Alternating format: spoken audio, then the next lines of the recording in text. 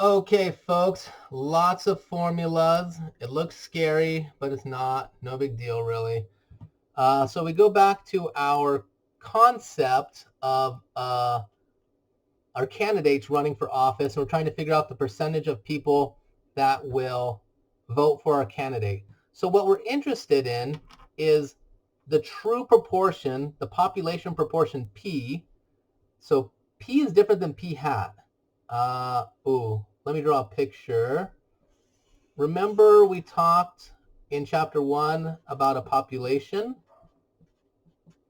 and we're interested in the population, but you can't talk to everyone, so you take a sample.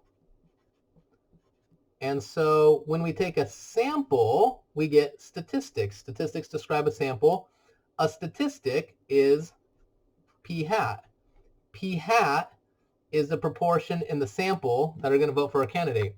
What we're actually interested in is in the general population, how many people are going, or what percentage are going to vote for a candidate are P, regular old P.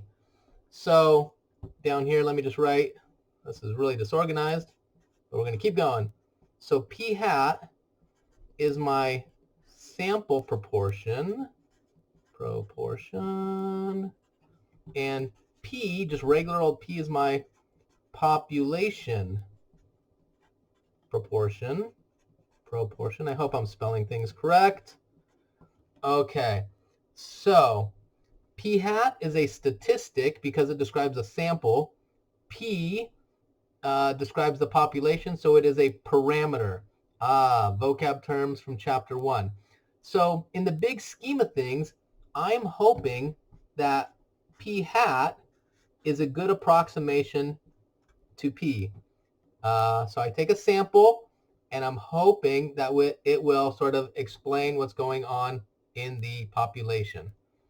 Okay, we'll make more sense of this later, but hopefully it's kind of making sense. So we have this formula up top.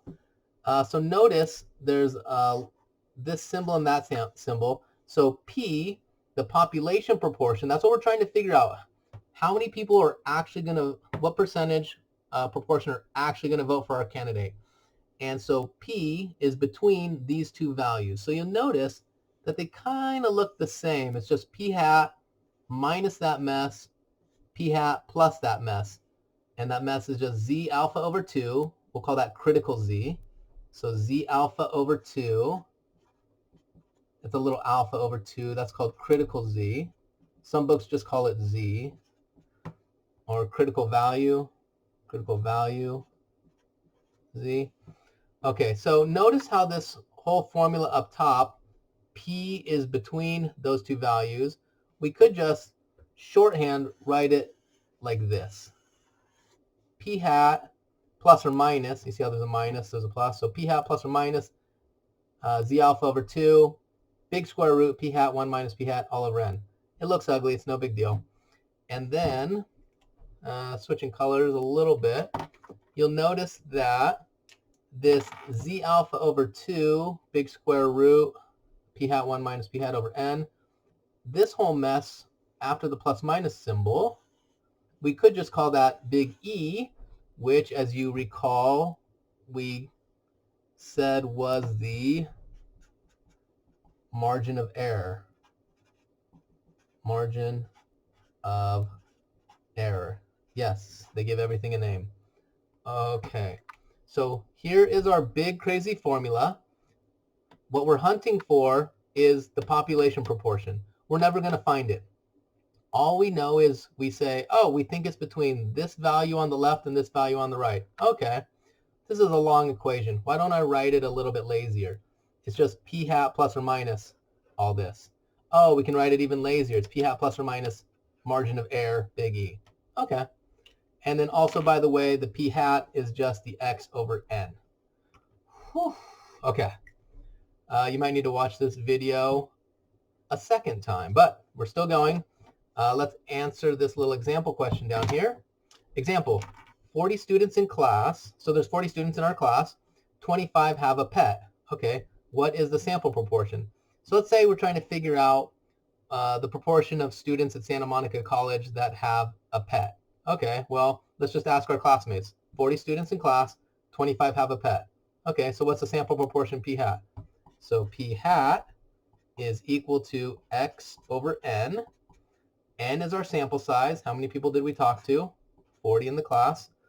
And how many actually had a pet? X, 25. So 25 divided by 40. See, this isn't so bad. Is 0.625. So you might want to say, I would just leave it as 0.625, but maybe you're talking to normal folks and you say, oh, 62.5%. That's fine.